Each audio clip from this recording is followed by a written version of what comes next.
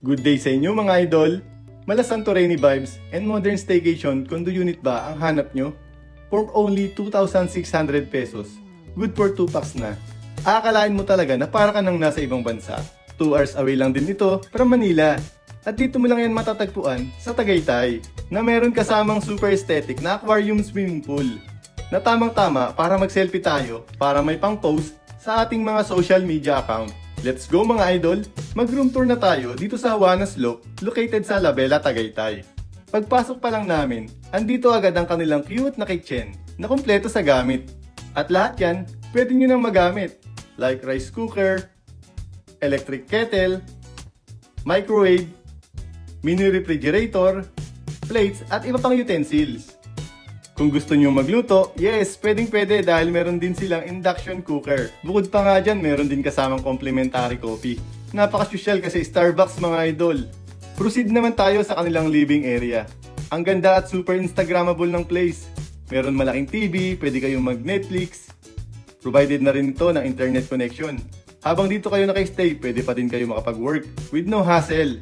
Merong mini table na pwede din kayong ditong kumain at mag-chill while watching Netflix. Tingnan nyo naman mga idol ang kanilang sala set. Super ganda. With full out bed kaya kasya hanggang 6 packs dito sa room. Meron din kasi dito sa itaas nila na loft bed. Tara, akit muna tayo para makita nyo.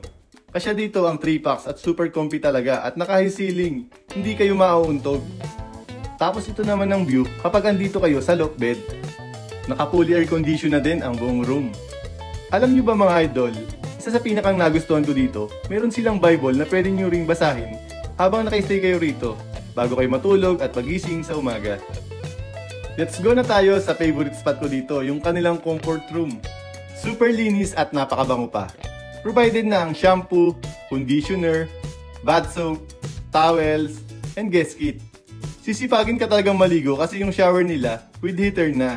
Ang bongga talaga. Susunod naman nating pupuntahan ang kanilang pool area. Matutuwa talaga kayo sa kanilang aquarium swimming pool. Ang ganda mag-picture-picture pang post natin sa ating mga social media account. And mag-banding na din ng ating buong pamilya. Tapos ganito pa yung view mo sa paligid, napakasyala talaga.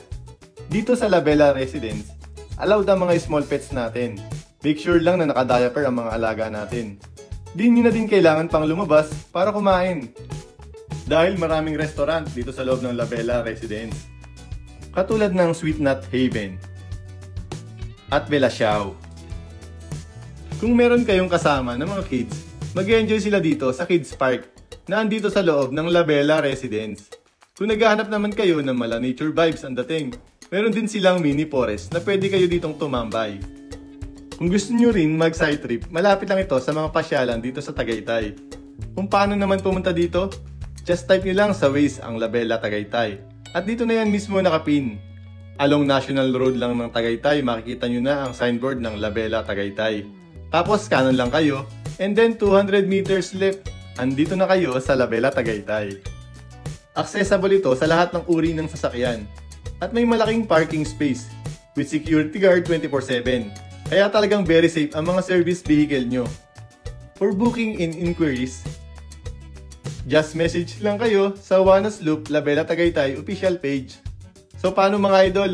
Thank you for watching at kita-kits ulit tayo sa ating mga next travel adventure. Ako nga pala si Kamoteng Gala PH, ang inyong travel guide sa mga susunod yung travel adventure. Ride safe sa inyo!